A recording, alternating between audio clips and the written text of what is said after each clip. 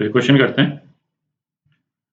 A transparent slab of thickness d has a refractive index nz that increases with z, है ना। ये pink वाला जो slab है इसका रिफ्रैक्टिव इंडेक्स जो है इस डायरेक्शन में जाने पे इंक्रीज करता है।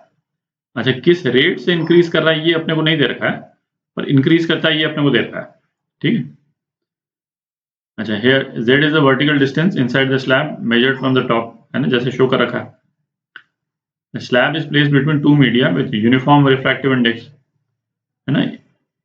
इस स्लैब के इस तरफ तो n1 है रिफ्रैक्टिव इंडेक्स और इस तरफ जो है वो n2 है ना, कांस्टेंट है दोनों, और n2 n1 से ज्यादा। फिर क्या बोलता है, a ray of light is incident with angle theta आई।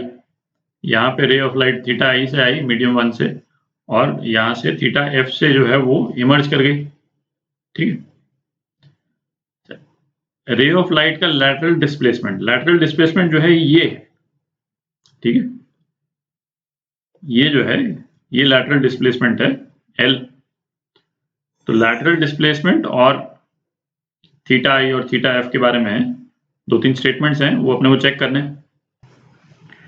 तो इस वाले केस में जैसे ये स्लैब का रिफ्रैक्टिव इंडेक्स वेरी कर रहा है, किस तरह से वेरी कर रहा है अपने को मालूम नहीं है। तो अपन ऐसा करते हैं, है ना, जैसे इस वेरिएबल रिफ्रैक्टिव इंडेक्स के स्लैब को सिमुलेट करने के लिए अपन दो अलग अलग स्लैब ले लेते हैं, है ना। दो अलग स्लैब लेकर के और फिर देखते हैं कि रे इंसिडेंट होती है तो जो इमर्जिंग रे का जो ये एंगल है थीटा एफ, वो थीटा आई से जो है किस तरह से डिपेंडेंट होता है। तो अपने को एक आइडिया लग जाएगा, ठीक है, कि कौन से वेरिएबल किन चीजों पर डिपेंड हो रहे हैं, क्योंकि प्रिंसिपल तो एग्जैक्टली सेम ही लगेगा, है ना। इसमें जो लगेगा क्योंकि वो भी वेरिएबल स्लैब ही है। ठीक है, बनाते हैं उसको जरा, क्योंकि उस वाले स्लैब में भी, है ना, रिफ्रैक्टिव इंडेक्स को अपन वेरी कराएंगे। ठीक है, तो बनाते हैं एक बार डायग्राम उसका।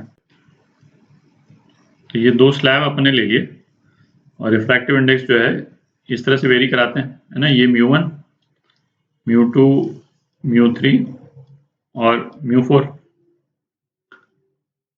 अच्छा, इसमें जो है वो रिफ्रैक्टिव इंडेक्स इंक्रीज कर रहा है इस डायरेक्शन में। तो इसमें भी ऐसे ही करते हैं अपन, μ3 को μ2 से ज़्यादा ले लेते हैं, है ना। कोशिश करेंगे बेसिकली कि जिस हद तक हो सके इस वाले पोजीशन को सिमुलेट करें अपन।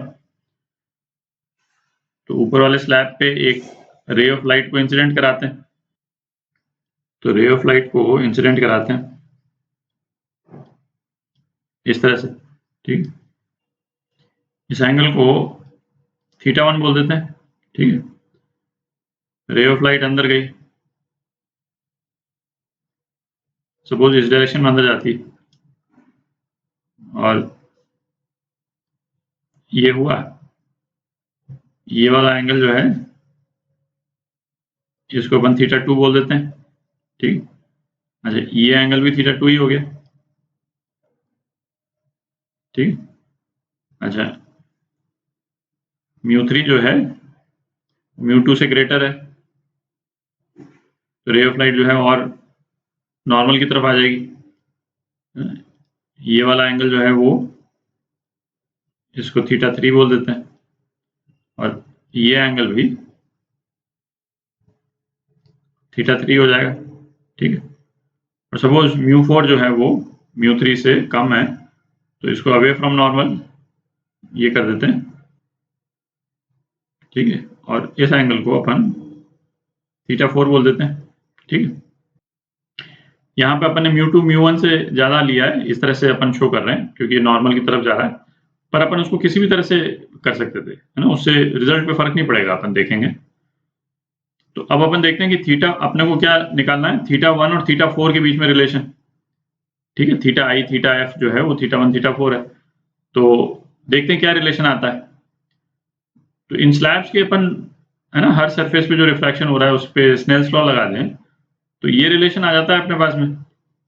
भाई μ1 sin θ1 ये कितना आ जाता है, μ2 sin θ2।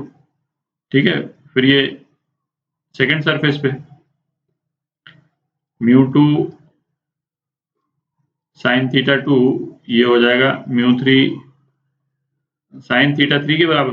इस वाले सरफेस पे, ग्रीन और रेड के बीच में, और ग्रीन और μ4 के बीच में ये आ जाएगा μ3 sin θ3 is equal to μ4 sin θ4। ठीक है, तो ये तो आप देख ही सकते हैं कि भाई इस μ2 sin θ2 की जगह पे ये μ2 sin मतलब μ3 sin θ3 अपन लिख सकते हैं, है ना, ये दोनों बराबर हैं। और μ3 sin θ3 की जगह ये μ4 sin θ4 के बराबर है। तो इसका मतलब क्या निकल गया, इन तीनों इक्वेशंस का नेट रिजल्ट क्या आ गया, μ1 sin θ1 ये μ4 sin θ4 के बराबर आ गया, दिख रहा। तो μ1 और sin θ4 के बीच में जो रिलेशन है वो μ2 और μ3 पे डिपेंड नहीं कर रहा। अब μ2 और μ3 जो है, यहाँ तो हमने 2 स्लैब लिए थे, हम चाहे तो 100 स्लैब ले लें, है ना, उससे फर्क तो पड़ेगा नहीं, और उनका रिफ्रैक्टिव इंडेक्स किसी भी तरह से वेरी कर दें, है ना, ये रिजल्ट तो आ ही जाएगा, क्योंकि ये कैंसिल आउट तो होंगे ही हर केस में। ठीक है, तो यही सिचुएशन जो है फिर इस स्लैब में अपन लगा सकते हैं, और इस स्लैब के लिए भी कह सकते हैं कि ये रिलेशन होल्ड करेगा। ठीक है, तो इसमें जो ऑप्शन सी है ना, ऑप्शन सी करेक्ट है, n1 sin θi is equal to n2 sin θf, है ना, ये रिलेशन आया अपने पास में। अच्छा, अब इसी तरह से अपन L निकालते हैं, लैटरल डिस्प्लेसमेंट, और देखते हैं वो L जो है किस पे डिपेंड करता है। अच्छा, अब यही वाला जो केस अपन ने लिया, इसमें अपन लैटरल डिस्प्लेसमेंट कैलकुलेट करते हैं, है ना, उससे अपने को आइडिया लग जाएगा, आइडिया तो लग ही जाएगा कि किन चीजों पे डिपेंड करता है। इसको D1 बोल देते हैं, इसको D2 बोल देते हैं। ठीक है, तो लैटरल डिस्प्लेसमेंट जो है, ये एक ट्रायंगल तो ये हो गया, ये ट्रायंगल हो गया, तो पहले वाले स्लैब में लैटरल डिस्प्लेसमेंट क्या हो गया, ये हो गया। ठीक है, इसको L1 बोल देते हैं, L1, और दूसरे वाले केस में लैटरल डिस्प्लेसमेंट जो है ये हो गया, इसको L2 बोल देते हैं। ठीक है, तो L1 कितना है, D1 tan θ2 है। ठीक है, और L2 कितना है, D2 tan θ3 है ना, ये दो रिलेशन तो दिख ही रहे हैं। तो टोटल लैटरल डिस्प्लेसमेंट जो है वो L1 प्लस L2 है। ठीक है, दो से ज्यादा स्लैब्स होंगे तो वो सारे ऐड हो जाएंगे, हर एक का लैटरल डिस्प्लेसमेंट जो भी है। तो अब यहाँ पे कितने भी स्लैब लगा लेंगे, लैटरल डिस्प्लेसमेंट जो है वो इन पे डिपेंड कर रहा है, θ2 पे, θ3 पे। ठीक है, और भी स्लैब्स होंगे तो बाकी जो ये इंटरनल जो थीटाज हैं, है ना, इन पे डिपेंड कर रहा है। और θ2 θ3 अपने को दिख ही रहा है, ये स्लैब के रिफ्रैक्टिव इंडेक्स पे डिपेंड कर रहा है। ठीक है, तो ये जो स्टेटमेंट लिखा हुआ है L is independent of NZ, ये तो गलत हो ही गया। ठीक है, स्लैब के रिफ्रैक्टिव इंडेक्स पे तो लैटरल डिस्प्लेसमेंट डिपेंड करता ही, तो ये स्टेटमेंट तो गलत ही हो गया। ठीक है, अच्छा, बी तो पहले गलत हो गया था। अच्छा, L is independent of N2, N2 मतलब इस वाले केस में क्या है, ये फाइनल बाहर वाला रिफ्रैक्टिव इंडेक्स, इस केस में μ4। तो इसमें अपन देखें भाई, अपन ज्यादा स्लैब भी लगा देंगे तो लास्ट एंगल जो आएगा वो आएगा ये θ3, है ना, लास्ट स्लैब का जो एंगल है वो आएगा। ठीक है, और वो आप देखें वो θ4 पे डिपेंड नहीं कर रहा भाई। θ3 क्या था, μ2 sin θ2 is equal to μ3 sin θ3। ठीक है, वो तो इस स्लैब का जो ऊपर वाला सरफेस है ना, उस पे जो इंसिडेंट एंगल है वो उसी पे डिपेंड करता है ना, और इन दोनों के रिफ्रैक्टिव इंडेक्स पे डिपेंड करता है। ये स्लैब के बाहर का जो रिफ्रैक्टिव इंडेक्स है उस पर तो डिपेंड करता ही नहीं θ3। ठीक है, तो ये स्टेटमेंट करेक्ट है आपका, L is independent of N2, ये स्टेटमेंट करेक्ट है ना? तो जैसे इस वाले केस में θ4 पे, मतलब यहाँ का θ4 यहाँ का θ2 है, यहाँ का μ4 जो है यहाँ का μ2 के बराबर है। ठीक है,